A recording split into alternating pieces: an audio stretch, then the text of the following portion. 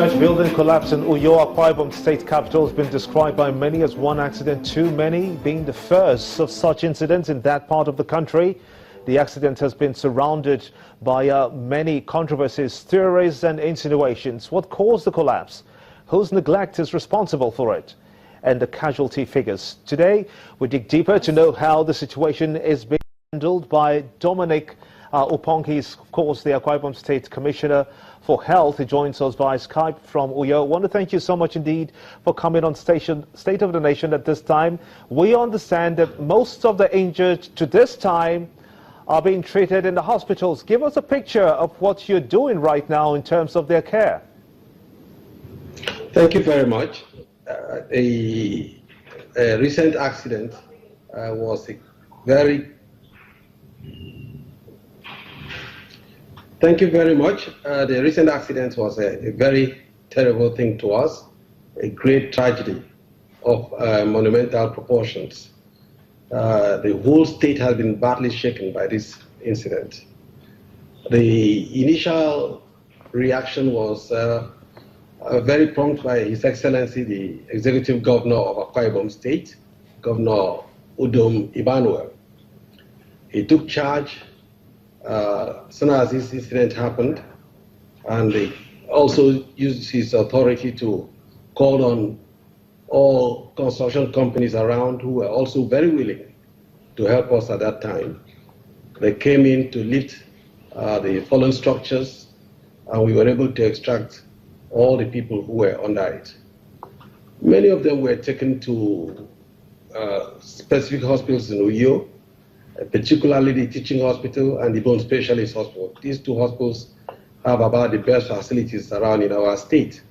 But a number of others went to various private hospitals. As a matter of fact, almost all private hospitals in Uyo had patients when these things happened.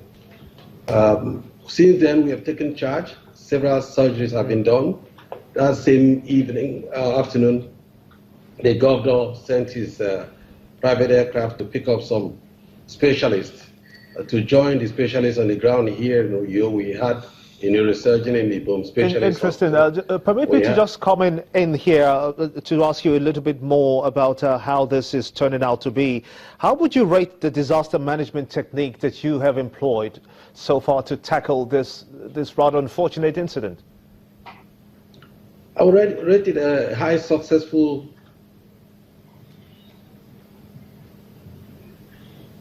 Hello? Yes, please go ahead. I can hear you.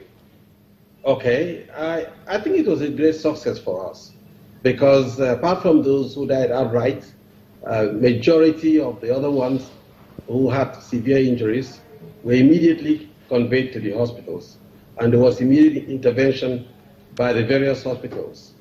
In the bone specialist hospitals, neurosurgeons went into action. We did the MRIs, the CT scans, and were able to go into surgery. That first day, we did about 4 neurosurgeries on the patients, and many other cases who had broken fractures, broken hands and legs, had orthopedic intervention because we had 2 orthopedic surgeons with us.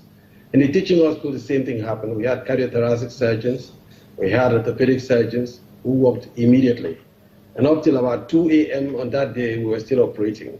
We successfully operated about 7 cases on that day. Interesting. In a press conference that you held earlier this week, you announced that 26 people had died.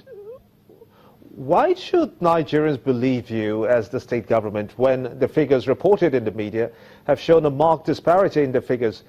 Is there a figure that you have now, perhaps? I think Nigerians should believe me. I give my report based on facts. Before you say somebody has died, you must count the corpses. Relations who tell you their persons have died will have to tell you where they took the corpses to. Those corpses from the site of the accident were taken directly to the main mortuary center we have here. We have University of Uyo Teaching Hospital.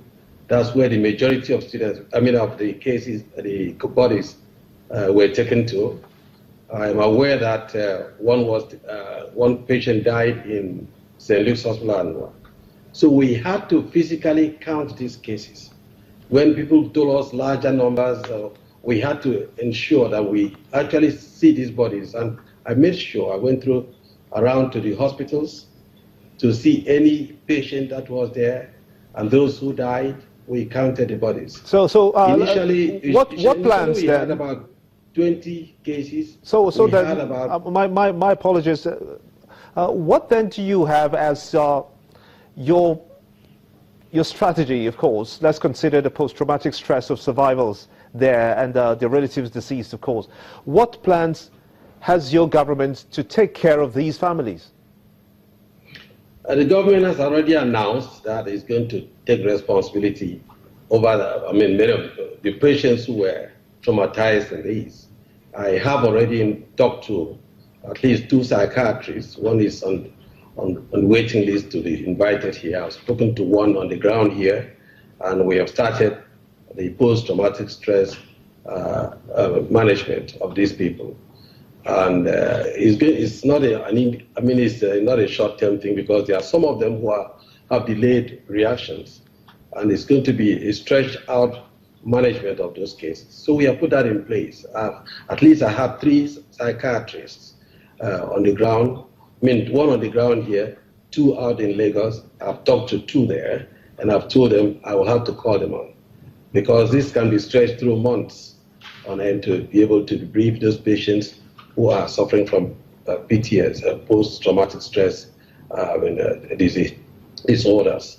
We're going to handle that. The government is prepared to take responsibility to address those issues. Mr. Dominic Ukpong, of course, you are indeed the Akwa Ibom State Commissioner of Health. Unfortunately, we're going to have to come to a close at this point. Many thanks indeed for sharing your thoughts, and we do commiserate with you as Channels Television with the lost victims. Many thanks indeed for talking to us on State of the Nation. And that's how it's been on the show at this time. Many thanks indeed for watching to you too. Join us again for a fresh package, same time next week. Bye for now.